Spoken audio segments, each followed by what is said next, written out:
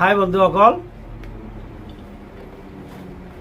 মানুহ জীৱিত কালত চাই হিন্দু হওক চাই মুছলমান হওক প্ৰত্যেকে মানে ভাল কৰ্ম কৰিলে ভাল ফল পায় বুলি বা সেই পুৰিত বিশ্বাস কৰে। হিন্দু হওক বা মুছলমানে হওক যে যদি ভাল কাম কৰে মুছলমান হ'লে তেওঁলোকে বেহেস্ত বুলি কয় বা জান্নাত বুলি কয়। হিন্দু মানুহ ঠিক সেনেকুৱাই, তেওঁলোকে যদি কোনোবাই ভাল কৰ্ম কৰে তেওঁলোকে স্বৰ্গত যাব পাৰে আৰু বেয়া কৰ্ম কৰিলে তেওঁলোকে নৰকত যায় বুলি তেওঁলোকে কৈ ফুৰে বা আমি শুনিছোঁ। বন্ধুসকল, এই ভিডিঅ'টো আপোনালোকে চিৰিয়াছলি নল'ব। এই ভিডিঅ'টো অনলি ফৰ এণ্টাৰটেইনমেণ্টৰ কাৰণে বনোৱা হৈছে। যে এখন ৰাজ্যত এখন গাঁৱত এজন মানুহৰ মৃত্যু হ'ল। মানুহ যেতিয়া মৃত্যু হয় আপোনালোকে গম পায়, 4জন মানুহে কান্ধত লৈ যাব লাগে বা 8জন 10জন যিকেইজন পাৰে, হিন্দু হওক চাই মুছলমানেই হওক।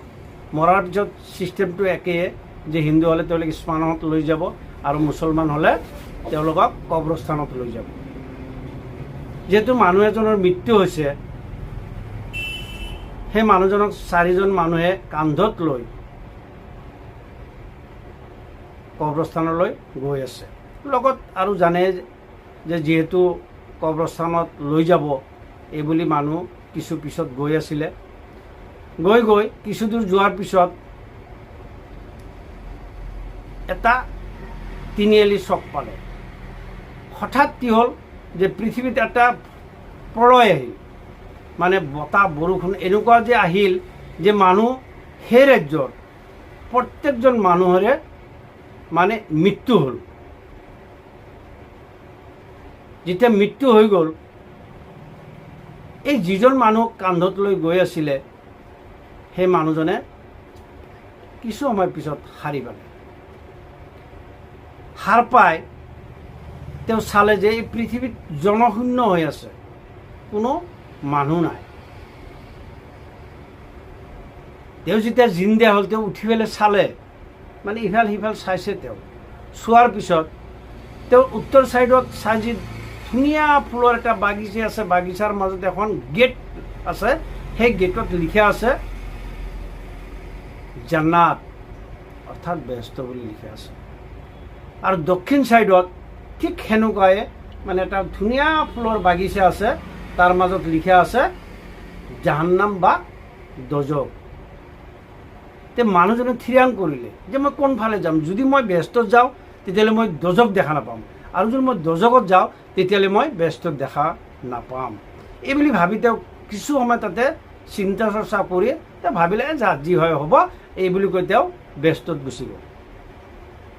মানে ৰাওনা হ'ল বেহেস্তত দি। গৈ দৰ্জাখন যেতিয়া পালে তেওঁ টুকুৰিয়াই দিলে। টুকুৰিয়াই দিয়াৰ পিছত দৰ্জাখন মেল খালে। মেল খোৱাৰ পিছত ভিতৰত সোমাইছে, প্ৰকাণ্ড এটা ফিল্ড আছে, প্ৰকাণ্ড ফিল্ড, মানে মনিব নোৱাৰি চকুৰে। মানে লাইন বাই লাইন কি আছে, ডাইনিং টেবুল পাৰা আছে, মুখামুখিকৈ 2জন মানুহ বহা আছে। মই যেনেকৈ বহিছোঁ, মোৰ বিপৰীত ছাইডত ডাইনিঙত অন্য এজন মানুহ বহি আছে। যিমানবোৰ ফল ফক্কাৰ আছে সেই ডাইনিঙত দিয়া আছে। কিন্তু ইয়াতে কথা আছে কি, যে মানুহজনৰ আঘাতত এটা লোহাৰ পাইপ ভৰাই থৈ দিছে, বাওঁ হাতখন তেওঁলোক কি কৰিছে, বান্ধি থৈ দিছে, এটা গাজাল মাৰি থৈ দিছে। তেতিয়া তেওঁ কি কৰিলে, চালে, কিন্তু মানুহবিলাকে খাই আছে। যেতিয়া খাই আছে তেওঁ চিন্তা কৰিলে যে ঠিকেই আছে, আচলতে এওঁলোকে বেহেস্তৰে মানুহ, এওঁলোকৰ মাজত এটা মিলা প্ৰীতি আছিল, বা এওঁলোকে লিভিং অৱস্থাত এওঁলোকে কি কৰিছিল, মানুহৰ প্ৰতি মানুহৰ এটা মৰম আছিল। গতিকে তেওঁলোকে ধুনীয়াকৈ খাই আছে, অৰ্থাৎ ইজনে আনজনক খুৱাই দিছে ধুনীয়া কৰি। যেনেকৈ ধৰক মই আপোনাক খুৱাই দিছোঁ, আপুনি মোক খুৱাই দিছে। হাতখন এনেকৈ ভাজ কৰিব নোৱাৰিলে কি হ'ল, খুৱাইতো দিব পাৰে। যিহেতু এওঁলোকৰ দুনিয়াতে মানুহৰ প্ৰতি এটা ভাল ভাৱ আছিল, সেইকাৰণে ইজনে আনজনক খুৱাই দিব পাৰিছে। সেইকাৰণে তেওঁ কৈছে যে আচলতে এওঁলোকে বেহেস্তৰে মানুহ। তেওঁ তাৰ পৰা ওলাই আহিলে, আহি পেলাই দৰ্জাখন দিগি তেওঁ এবাৰ ৰাওনা হ'ল। যাই পেলাই দৰ্জাখন টুকুৰিয়াই দিলে।